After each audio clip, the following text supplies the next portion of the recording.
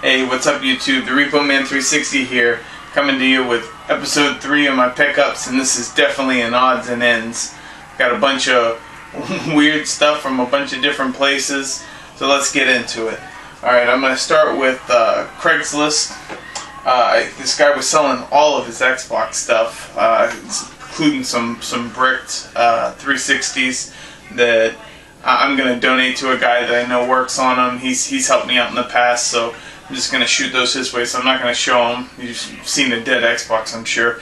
But I got 2 white controllers. Now, neither one has the back, but I have plenty of backs, so that's not a big deal.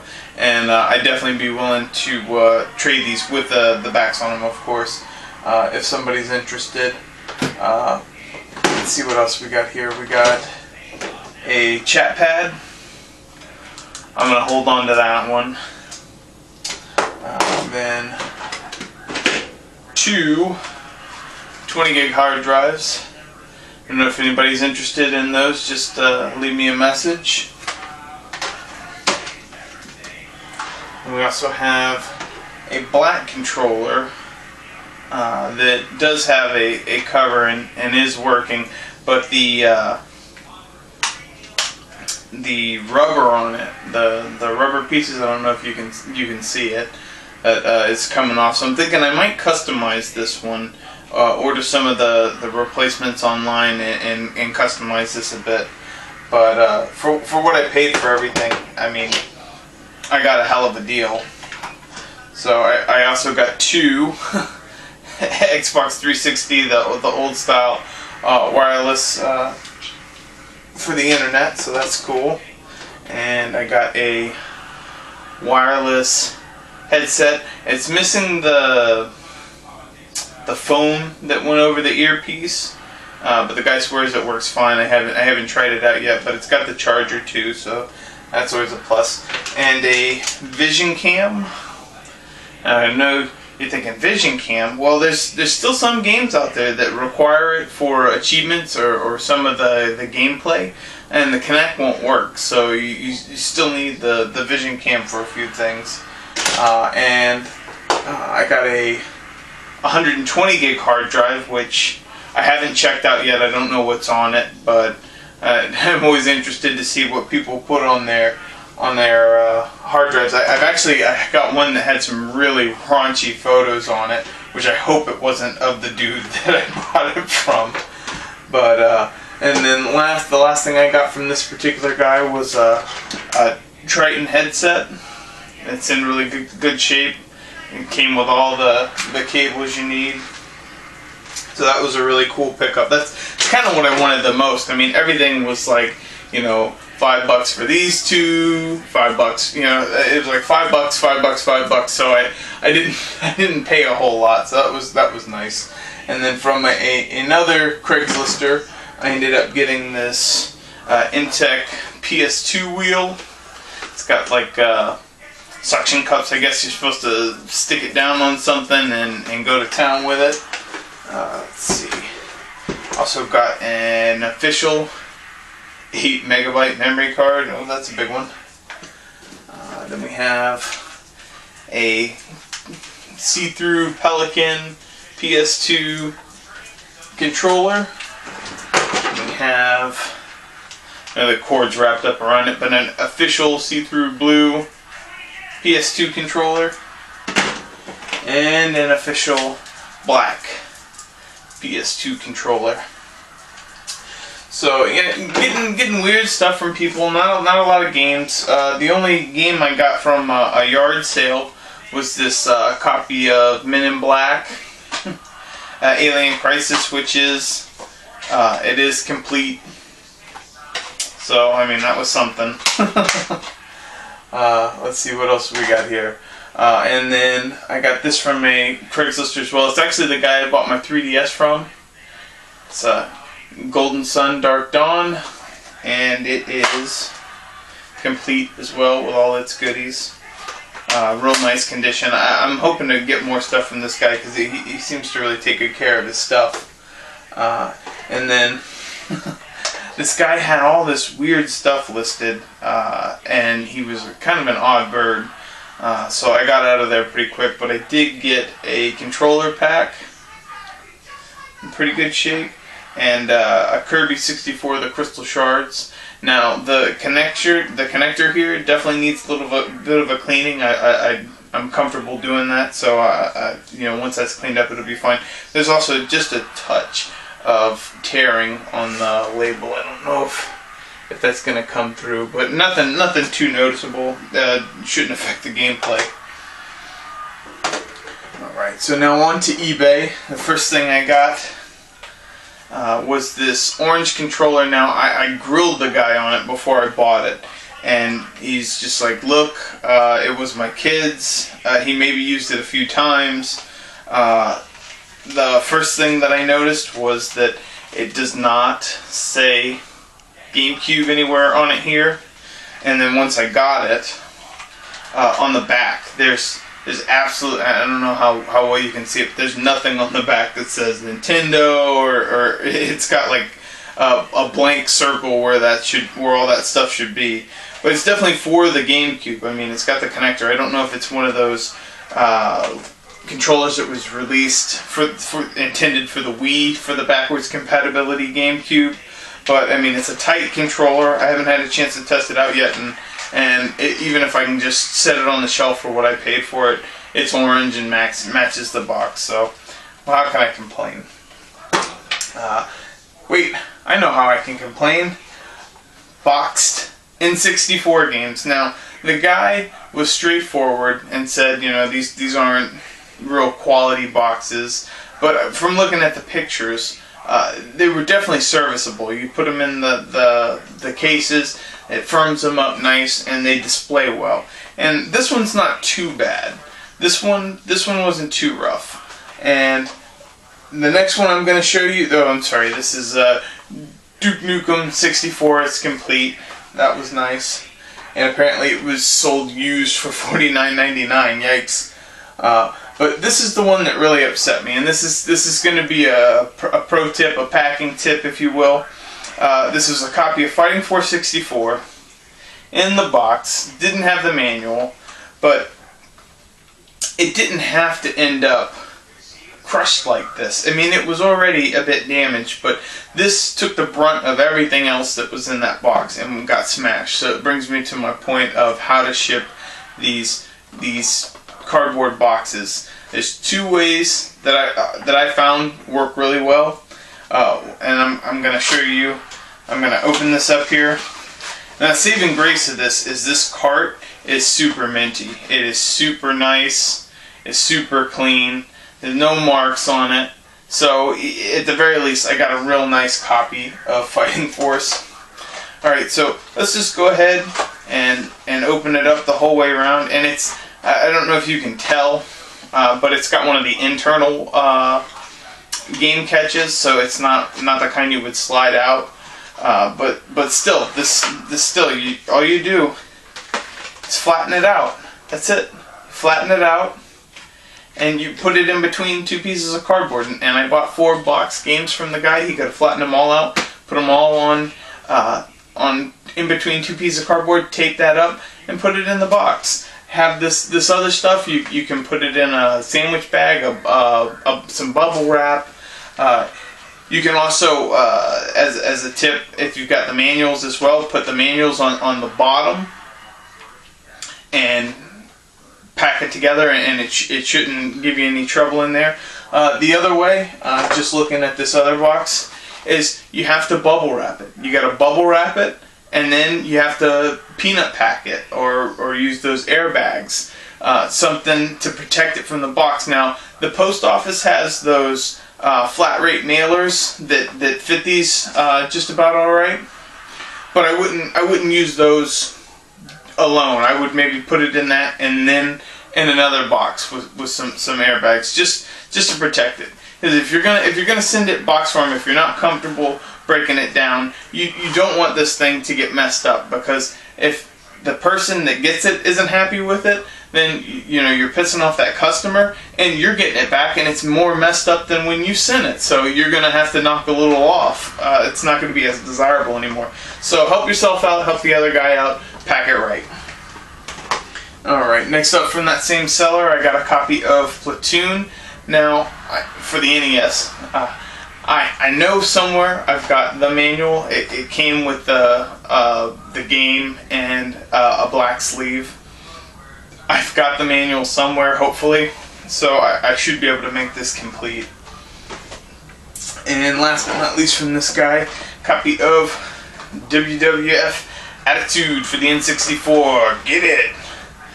Which now gives me an excuse to pull out my WWF Stunner for the 64. This is something that was only released in Europe as far as I know, and it's just a black rumble pack that's WWF branded. Alright, now, when I went yard sailing, I showed you that game earlier, I got absolutely dogged at a sale that was specifically said they had Wii games, Wii accessories, and a Wii. And the guy wanted $60 for the Wii. It was in the box, but it was shoved in there, and Lord knows I wasn't going to open it. And you can practically get them new for $100 now. I certainly wasn't going to pay $60 for it used, but he had 9 games that he was selling for $1 a piece, and 2 Wiimotes that he was selling together for $5. I got there 15 minutes early before the sale started. Apparently somebody was there 15 minutes before that. So somebody showed up 30 minutes early to this yard sale and sniped me and got all those games. So I'm bummed. What can I say? But that's how it goes. Whenever I get skunked, I like to go to a local pawn shop. Now on Saturdays they open at noon, so I had to wait a while. But they've got a great selection, and I'm always finding something new there. So first thing I'm going to show you is I got a copy of Pinball for the NES. Now, it's super clean, but it does have Rendelis written on the back there. I don't know if you can see it. But I should be able to get that up. I'm definitely going to give that a try. And I just happen to have the Pinball manual, because I purchased a Pinball Quest manual, and they sent me this one on accident. And I said, hey, I got the wrong one. He said, don't worry about it, keep it, and I'll send you the other one. So I ended up getting it for free, so that was cool. Next up, I'm going to go in condition here. I bought a few GameCube games, and I started with Crazy Taxi here, and it was more of a bulk purchase, impulse buy than anything, because I have Crazy Taxi on a few different things. Now, I want you to notice, if I can shine it right, there's tape on the side. All their games are taped up. And I bought from them before. I haven't had a problem before. All sales are final. And I used to break them open there and open them before I bought them, but I haven't been doing that. But I'm going to have to go back to that, because this particular copy, no manual, and I don't know if you can see it. I'm going to pop the disc out. It's got like Coca-Cola or something in the middle ring. So this is like super crusty, and I might even just chalk it up and say, well, I've got a GameCube case, but it's even got it's tough to see, but there are like dog bites on the end here, so it's just like all around like a horrible buy. I was really bummed about that one. And this copy of Turok Evolution wasn't too much better. I mean, the case is much nicer, but again, this is like the safety precautions. It's not the actual manual, so no manual there. So I'll be on the look for a manual. But this is the game I really wanted and was totally worth it. And their last gen games, you pay $5 for them. Doesn't matter what the title is. It's just a flat 5. So I was super thrilled to get this copy of Odama. It was a game that I had read about, but the store I worked for never got it, and I forgot about it. And what it is, it's a pinball game with war strategy. So you get your soldiers on the field, and it's actually got microphone capabilities. So if you have the mic from like the Mario Party games, you can use the mic with this and command your troops. So it's really cool. And I mean, the game is nice. It came with all its extras, complete with a minty manual. So I'm definitely, I mean, this makes up for the other two. Then on to the Xbox. Got a copy of Groove Rider, Slot Car Thunder, and these are all fine. These are all complete in box, so no more horror stories there. So we have Wrath Unleashed, Magic the Gathering Battlegrounds. I already had a copy of this, but this one is nicer than mine, and it has the manual in it, which mine for some reason doesn't. I think I loaned it to somebody and they lost it. And then Dungeons and Dragons Heroes. 4 have been summoned! And then the last batch here, I got some Wii games from that same pawn shop, and I'm a big shooter fan. So when I saw this Mad Dog McCree Gunslinger, I had to pick it up. It's actually 3 games in one.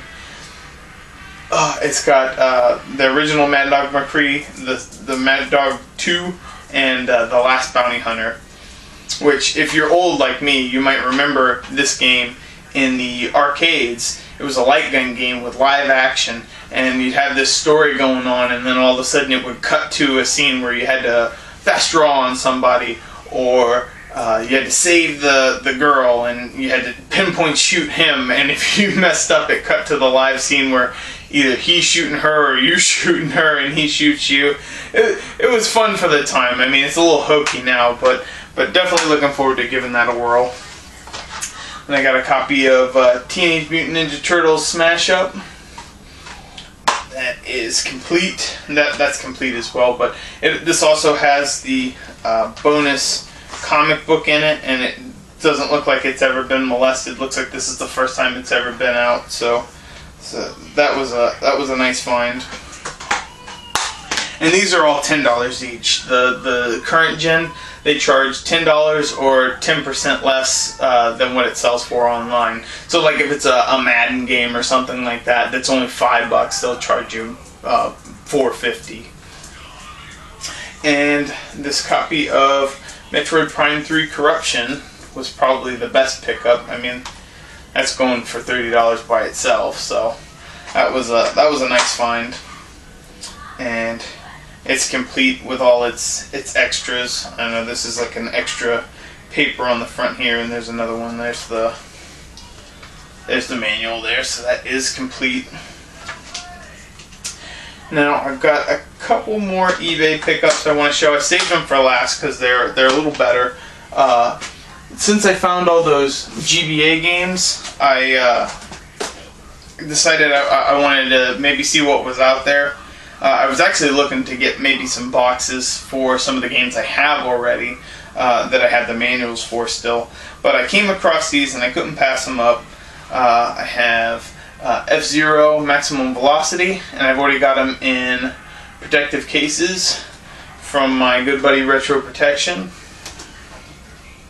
Then we have Tetris World for the GBA, because I'm just a Tetris nut and I have to have Tetris for everything.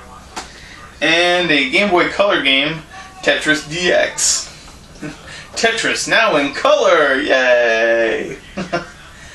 Alright, and I'm going to show you the game first. I've got a super minty copy of Time Crisis for the PlayStation 1. Alright, and I'm going to try and get a little closer here just to show you that GunCon logo right here. Okay, and what that means is for the PlayStation, for some reason, they had the GunCon for the Time Crisis series, they had the Justifier for some of the other games, and the Justifier won't work on GunCon games, and GunCon games won't work for the Justifier. So there were a few companies that made a third-party gun that was made to work with both. And I can't believe I found this. This is a super deal. And I'm going to try and open it to show it to you. But it is the Real Arcade Light Gun from Joytech. And I'm going to give a shot to try and open this thing. But it is a bit heavy. And it's got a foot pedal on it, which is like the arcade, if you've ever played the Time Crisis in the arcade. This thing is a bit heavy, but I'll move that. It's got its own power supply, and the actual slide here moves just like in the arcade, and it's weighted really nice, so it feels really nice in your hands. I haven't had a chance to play a game with it. I just got that Time Crisis, so I'm looking forward to giving it a try. It says it works with PlayStation and the Sega Saturn. It's actually, let's see if I can pull the plug out a little bit here. You can see the dual plug there.